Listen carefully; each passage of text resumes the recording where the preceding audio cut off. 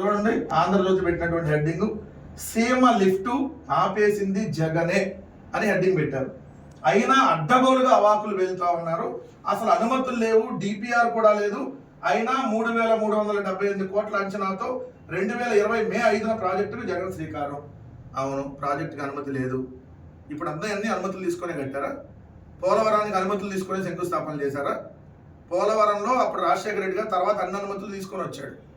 So ఇప్పుడు కాళేశ్వరానికి అన్ని అనుమతులు స్టార్ట్ చేశారా? తెలంగాణలో అనేక ప్రాజెక్టులు అన్ని అనుమతులతో స్టార్ట్ చేశారా? పోతిరెడ్డి హెడ్ రెగ్యులేటర్ నుంచి అనేక ప్రాజెక్టులకి ఏదైతే ముందే అన్ని పర్మిషన్లు తీసుకొని స్టార్ట్ చేశారా? మీకు కట్టడం శాత కాకపోతే శాతగానటువంటి మాటలే మాట్లాడండి. అంతే తప్ప ప్రతిదాన్ని జగన్మోహన్ రెడ్డి గారి మీదకి రుద్దేయటం, మీరు చెప్పకనే కొన్ని విషయాల్లో దొరికిపోతారు అడ్డంగా.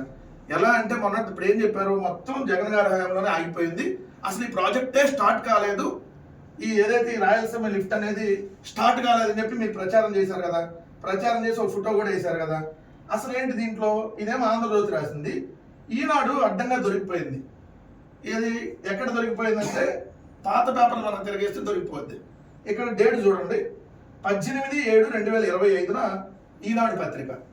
అనుమతులు లేకుండానే 1000 కోట్లు దారబోతాని హెడ్డింగ్ పెట్టి జగన్మోహన్ రెడ్డి గారిని తిట్టాలనేటటువంటి ఉద్దేశంతో, ప్రజల్లో ఒక విషయాన్ని ఎక్కించాలనే ఉద్దేశంతో ఈ హెడ్డింగ్ పెట్టారు. కానీ ఈ హెడ్డింగ్తో ఇప్పుడు దొరికిపోయారు. ఎలా చూడండి, ఇప్పటికే 5,750 కోట్లు ఖర్చు పెట్టారు. జాతీయ హరిత ట్రిబ్యునల్ ఆదేశాలతో ఎక్కడ పనులు అక్కడ ఆగిపోయినాయి. వెంటాడుతున్న జగన్ సర్కార్ నీళ్ళ నీడలో సరైన ప్రణాళిక, అవసరమైన అనుమతులు లేకుండా జగన్ ప్రభుత్వ హయాంలో చేపట్టిన సాగునీటి ప్రాజెక్టులు ఇప్పుడు ఎక్కడికక్కడ ఆగిపోయి 1000 కోట్లు వృధా అని రాశారు కదా.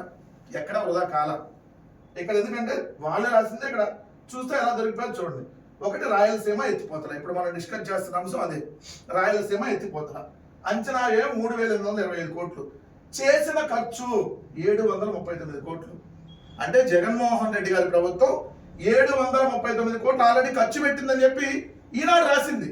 రాసి ఇక్కడ చూడండి, రాయలసీమ ఎత్తిపోతల, ఈ ఎత్తిపోతలకు కోట్లు ఖర్చు చేసిన పనులు ముందుకు సాగలేదు అని తప్పుడు ప్రచారం చేస్తూ, శ్రీశైలం జలాశయం నీటి మట్టం 800 అడుగులు ఉన్నప్పుడు కూడా సీమ జిల్లాలకు నీటిని ఎత్తిపోసేలా జగన్ సర్కార్ ఈ ప్రాజెక్టుకు పాలనామాలు ఇచ్చింది.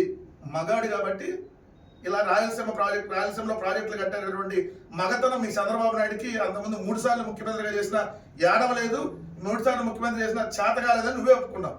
రాయలసీమకి శ్రీశైలం జలాశయం నుంచి 800 అడుగుల లోతులో నుంచే తీసుకెళ్లేటటువంటి కార్యక్రమానికి జగన్ గారు శ్రీకారం చుట్టారు. దానికి పాలనామోదం ఇచ్చారు. రోజుకు 3 టీఎంసీల నీళ్లు తీసుకెళ్లాలనేది యోచన. ఈ 739 కోట్లు ఖర్చు చేశారు. ఎన్జిటి ఈ ప్రాజెక్ట్ పనులు నిలిపివేసింది. ఎన్జిటి ప్రాజెక్ట్ పనులు నిలిపివేసిందని మీరు రాశారు. కానీ ఎన్జిటి నిలిపివేసిన కొన్ని రోజులు తాత్కాలికంగా జగన్మోహన్ రెడ్డి గారి సర్కార్ ఆపేసి తర్వాత ఈ ప్రాజెక్ట్ ని 87% పూర్తి చేసిందని చెప్పి నమస్తే తెలంగాణ పత్రిక రాసినటువంటి. చూడండి, ఇక్కడ నంద్యాల జిల్లా జూపాడు బంగ్లా మండలం పోతులమడుగు గ్రామ సమీపంలో నిర్మిస్తున్న రాయలసీమ ఎత్తిపోతల పథకాన్ని నమస్తే తెలంగాణ బృందం పరిశీలించింది.